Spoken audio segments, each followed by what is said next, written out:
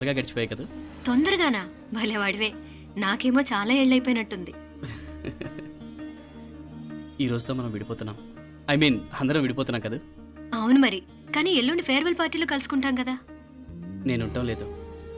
ఈ రాత్రికే మా ఊరు వెళ్ళిపోతున్నాను. అందుకే నీతో ఇప్పుడే మాట్లాడాలనుకుంటున్నాను. నిజం, ఈ రోజుతోనే ఆఖరు.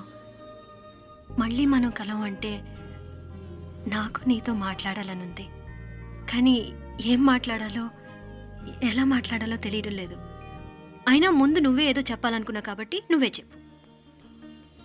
అది ఏంటంటే అది మీనా, సినిమాకి టైం అయింది, మర్చిపోయారా ప్రోగ్రామ్?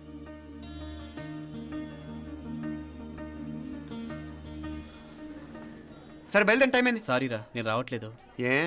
ఈ రాత్రికే ఊరెళ్ళాలి. నువ్వు ఎక్కువే. నేను రావట్లేదు, మీరు వెళ్ళండి. ఇద్దరు రావట్లేదేంటి? సెపరేట్గా ఏమైనా సెటప్ చేశారా? ఛే, నోటికి ఏదొస్తే అది మాట్లాడేటివేనా? నోటికి వచ్చింది మాట్లాడక దాచుకొని మాట్లాడటం మనకు అలవాట్లేదు. వస్తున్నావా రావట్లేదా? సరే పద. నువ్వురా. నిజమేరా, ఈ రాత్రికి ఊరు వెళ్తున్నాడు. ఓకేరా, మండి ఎప్పుడో ఎక్కడో. Okay bye.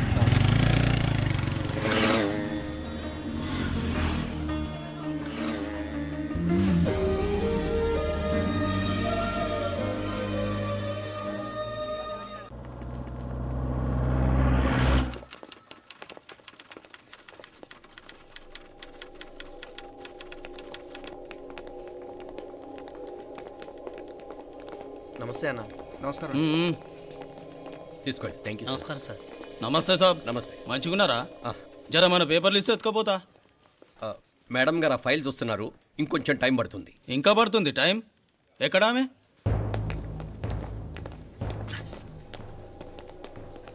నమస్తే మేడం. జర మా పేపర్ల మీద సైన్ చేస్తే. Madam, Gopal. Real estate Gopal. Gopal real estates, ఆ బేగంపేట ప్లాన్ కోసం.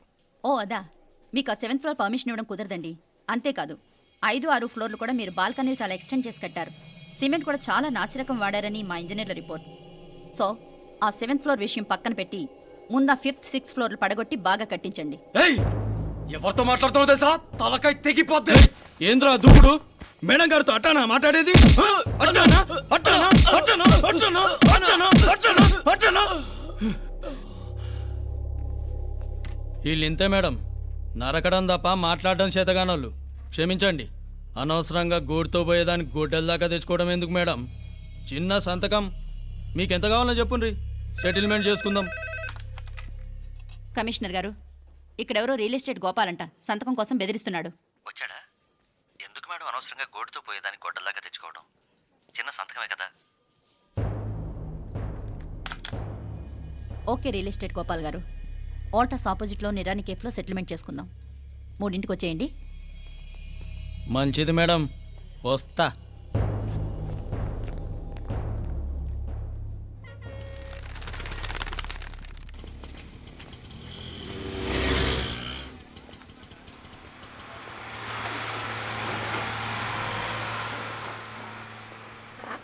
నమస్తే మేడం. నమస్తే. ఏయ్ లేండ్రా, కూర్చోండి. పర్లేదు, ఇక్కడ కూర్చుందాం. రండి మేడం, చాయ్ చెప్పమంటారా? ఇప్పుడే తాగాను. మా ఆఫీసు కూడా ఇక్కడి నుంచే వస్తుంది. ఇప్పుడు నచ్చిరు మేడం.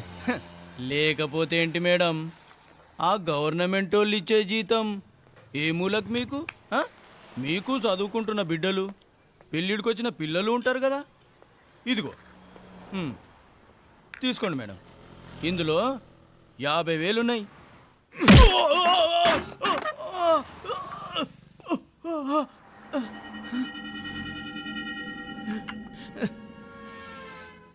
అన్నట్టు వీడు మా అబ్బాయి నువ్వన్నట్టుగా చదువుకుంటున్నాడు.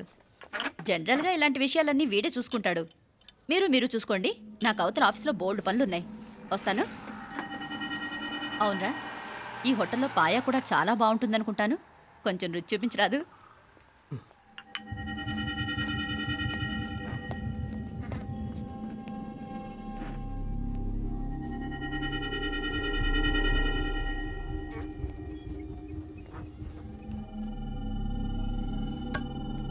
అక్బర్ భాయ్, జరా ఇది రానా. ఈ రోజుకి సర్వీస్ క్లోజ్ చేసి జీ. దాంట్లో 50,000 ఉన్నాయి. డ్యామేజ్ ఖర్చులు కొంచెం. లేలో బాయ్.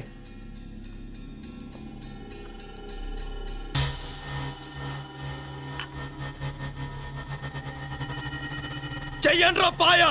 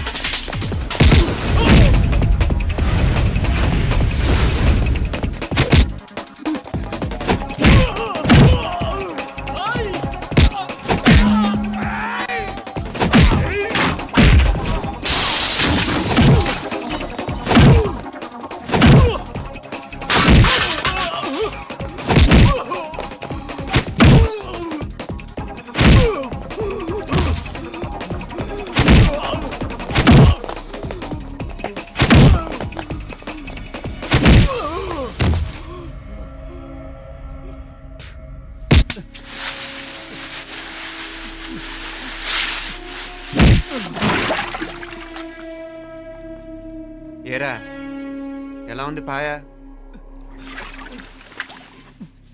మంచిగా ఉంది. ఒరేయ్, ఈ దెబ్బతో మా ఆఫీస్లో మా పరపతి బాగా పెరిగిపోయిందిరా. ప్యూన్ దగ్గర నుంచి కమిషనర్ దాకా ప్రతి ఒక్కడు నమస్కారాల మీద నమస్కారాలే. ఆ ఆఫీస్లో పనుండి బట్టి గాని నీ లైవ్ యాక్షన్ మిస్ అయ్యేవాళ్ళం కాదురా. ఈసారి ఎవరినైనా 4 పీకినప్పుడు మాకు కబురు పెట్టరా, చూడాలి.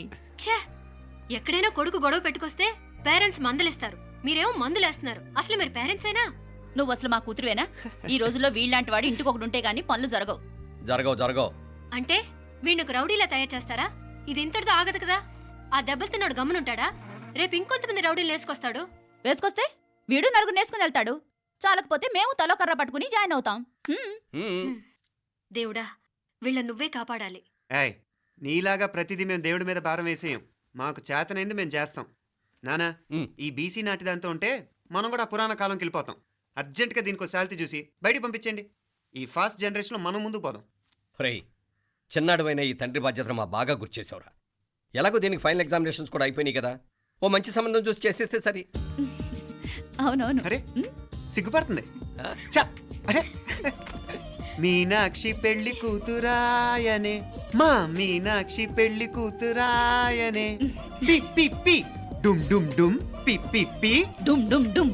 పి పి పి డుమ్ డుమ్ డుమ్. పి. ఆగండి. ఏంటి అంతలా వచ్చావు? కొంపతీసి ట్విస్ట్ ఏమేవో కదా. ఆ చేసేదేదో తొందరగా చేసేయండి, వీడి గొడవ తప్పుతుంది. అది గ్రీన్ సిగ్నల్ ఇచ్చేసింది. వెంటనే ఏదైనా మ్యారేజ్ బ్యూరోని కాంటాక్ట్ చేస్తే బెటర్ కదా. ఇలాంటి బ్యూరోల్ని ఇంటర్నెట్ని నమ్ముకోవడం అంత మంచిది కాదు. ఏదైనా మనాళ్ళలోనే దగ్గర సంబంధం చూస్తే మంచిది. ఇలాంటి మంచి చెడ్డలు చూడటానికి మా అక్కయ్య ఉంటే ఎంత బాగుండేది. ఏ పోయిందా? ఏంటి ఆ మాటలు? లేకపోతే ఏంటి నాన్న, ఈ మధ్య మీ అక్క ఉత్తరం ముక్కన రాసావా? కనీసం ఆవిడ ఎలా ఉందో కనుక్కున్నావా? లేదురా, ఆ మధ్యన వాళ్ళ ఊర్లో కరువు వచ్చిందన్నట్టుగా గుర్తు. ఆ ముక్క కనీసం తనైనా రాసింది కాదు. అవును కమలా, అక్కయ్య దగ్గర నుంచి ఆకృతం ఎప్పుడు వచ్చింది? దానిలో కొత్త అడ్రస్ ఉందేమో చూడు.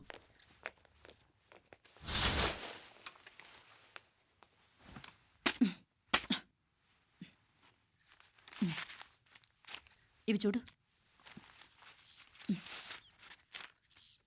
ఇదే ఆఖరిదనుకుంటా. మా ఇది ఓపెన్ కూడా చేసినట్లేదు. ఏంటి ఓపెన్ చేయలేదా? ఇటీ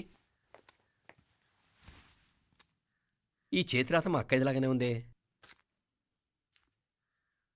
లానే ఉంటాం కాదు, మీ అక్క దగ్గర నుంచే. మరీ ఫాస్ట్ జనరేషన్ అయిపోయి సంవత్సరం క్రితం వచ్చిన లెటర్ను ఓపెన్ చేసి తీరుకు కూడా లేకుండా పోయింది. చిరంజీవి ఆనందరావుకి మీ అక్క ఆశీర్వదించరా అనేది, పిల్లలు మీరు క్షేమంగా ఉన్నారని భావిస్తున్నాను. మీ బావ పోయిన దగ్గర నుంచి ఆరోగ్యం అంతంత మాత్రంగానే ఉంది. దానికి తోడు మనిషిని పాము కాటేసినట్టు మన ఊరిని కరువు కాటేసింది. వర్షాలు లేక పొలాలన్నీ బీడివారిపోయాయి. వానలు పడాలని మొక్కని దేవుడు లేడు. గొడ్లు కూడా సరైన తిండి లేక ఎముకలు గూళ్ళైపోయాయి. అందరూ ఊరు వదిలి వలసిపోతున్నారు. నేను కూడా పక్క ఊరికి వెళ్ళిపోదాం అనుకుంటున్నాను. ఖర్చులు కొంచెం ఇబ్బందిగా ఉంది. ఏమనుకోకుండా 2000 ఉంటే సర్దామని ఈ ఉత్తరం రాస్తున్నాను. అమ్మా నాన్నలకు గుర్తుగా మిగిలిపోయిన ఆ పొలం అమ్మటానికి మనసు రాక నిన్ను అడుగుతున్నాను. వెంటనే ఏ విషయం తెలియజేస్తామని ఎదురు చూస్తూ మీ అక్క పార్వతి. ఏంటి నాన్న ఇది? రక్తం పంచుకు పుట్టిన అక్క సంగతి కూడా పట్టించుకోలేనంత ఫాస్ట్ జనరేషన్ అయిపోయింది. మీనాక్షి అన్నట్టు ఆ బీసీ నాటికి వెళ్ళిపోవటమే బెటర్. హలో, రేపు నువ్వు కూడా అంతే నాయనా. ఇప్పుడేమో పీపీపీ అని తోకలా తిరుగుతున్నావే. రేపు ఆ డుండుండుం కాస్త అయిపోతే నేను కూడా కనపడను. ఎప్పుడు నీ పెళ్ళం, నీ పిల్లలు, నీ ఆస్తులు, నీ గొడవలు. ఆపుతావా నానా? దీని ముక్కుకు తాడేయాలంటే మీ అక్కంటే మంచి సంబంధాలు చూస్తాను కదా. ఆ, ఎక్కడున్నా తను నేను తీసుకొస్తాను. తన్ని తీసుకొస్తావా? తన్ని తీసుకొస్తాను.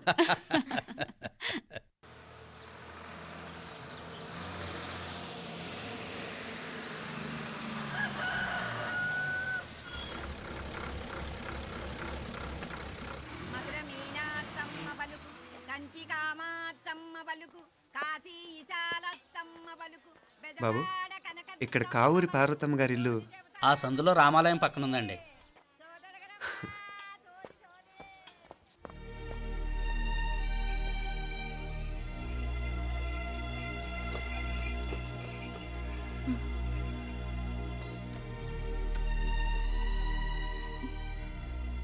తమ్ముడు?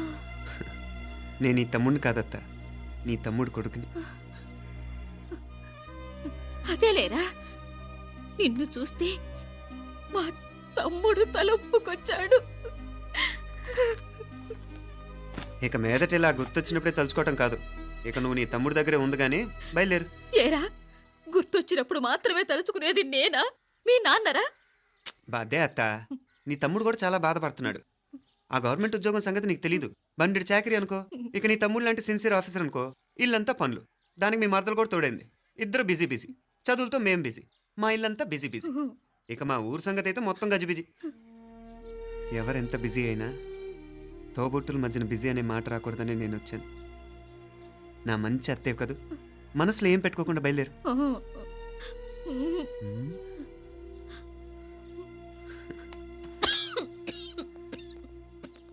ఇంకా ఈ నాటు మందులతో పనేంటత్తా? నీ తమ్ముడు నిన్ను పెద్ద ఆసుపత్రిలో చూపించాలని చూస్తుంటేను. ముందు నువ్వు బయలుదేరు. నేనేమైపోతే మీకేంట్లేరా? మీరా బిజీ బిజీ ఊళ్ళోనే హాయిగా ఉండండి. ఇదేంటి నేను మాట్లాడేస్తున్నాను? నువ్వు మాట్లాడకపోతే ఎలా అత్త? ఆడపిల్లకి అమ్మ మీద ఆశ, మగపిల్లాడికి అత్త మీద ఆశ. నేనేం నీకోసం ఆడపిల్లని కనలేదుగా. కనేసున్నా పోయేది. దాన్ని నేనే పెళ్ళాడేసి నీకు తోడుగా ఇక్కడే ఉండిపోయేవాడిని. అప్పుడేమన్నా అనుకుంటే నేను ఆడేవాడిని. చెప్తున్నాను కదత్తా, మీ అక్క తమ్ముళ్ళ మధ్యన ఉంది చాలా చిన్న గీత. మన ఇంట్లో పెద్ద దిక్కు నువ్వే కదా. నీ తమ్ముడేమో మీనాక్షికి దగ్గర సంబంధం చూస్తే బాగుంటుంది అంటున్నాడు. ఆ మంచి చెడ్డ చూడాలంటే మాకు నువ్వు తప్ప ఇంకెవరున్నారు చెప్పు? మీనాక్షికి సంబంధాలు చూస్తున్నారా? ఇంకా చూడలేదత్తా. నీ తమ్ముడు నీకే అపనప్ప చెప్పాలనుకుంటున్నాడు. అట్టయితే ఆ బూరుగు పిల్లల సంబంధం మాట్లాడేస్తే సరి. ఏ బూరు పల్లెలు? అదేరా, కుర్రాడు కూడా బాగా చదువుకున్నాళ్లే, ఇంద్రవల్లిలో ఉంటారు. అయితే మనం హైదరాబాదు. ఆ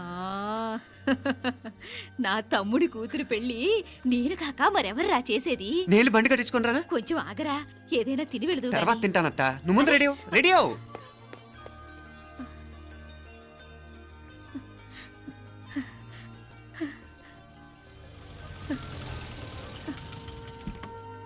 అత్త ముందు నువ్వు పద, సామాన్ నేను తీసుకొస్తాను కదా. ఇక్కడ సర్దుబాట్లు ఉంటే తర్వాత నాన్న వచ్చేస్తారు, సరేనా? బయలుదేరు. వస్తానమ్మా. అమ్మా సావిత్రమ్మా వస్తానమ్మా. మంచిదమ్మా. రాఘవయ్య గారు వస్తాను. పెళ్లికి మీరంతా తప్పకుండా రావాలి. వస్తాను.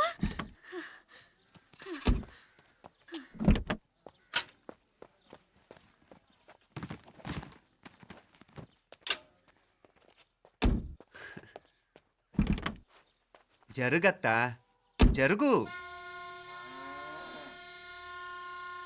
అత్త, అత్త,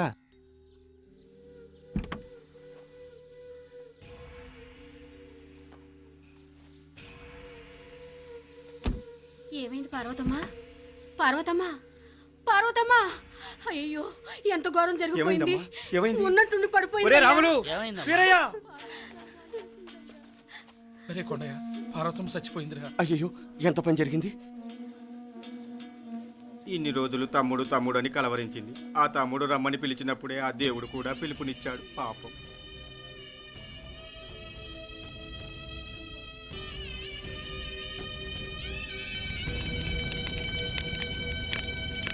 మా నాన్నగారి సంతానంలో నేను తప్ప ఇంకెవ్వరూ మిగల్లేదు. అయిన వాళ్ళందరూ వెళ్ళిపోవటంతో మీరందరూ ఉన్నా కూడా నాకంటూ ఎవ్వరూ లేరనిపిస్తోంది. మీ అక్కయ్య కళ్ళల్లో కూడా ఇదే చూశాను నాన్న. కాకపోతే తను పోయాక నువ్వు ఎవరు లేరని ఫీల్ అవుతున్నావు. మన అందరం ఉండి కూడా తన ఒంటరితను అనుభవించింది. పోయేటప్పుడు కన్నీళ్లు కార్చడానికి నానే వాళ్ళు ఎవరు లేకపోవటం చాలా దురదృష్టం నాన్న. పగాడికి కూడా ఈ పరిస్థితి రాకూడదు. తెలుసో తెలియకో నాన్న చాలా తప్పు చేశాడనిపించింది. ఎంత మెకానికల్ లైఫ్లో పడిపోయినా తోబొట్టులు నిర్లక్ష్యం చేసుకొని పోగొట్టుకోవడం మహాపాపం. కళ్ళు తెరుచుకొని చూస్తున్నట్టుగానే పోయిన అత్తయ్య చివరి చూపు ఈ విషయాన్ని శాశ్వతంగా నా గుర్తుండిపోయేలా చేసింది.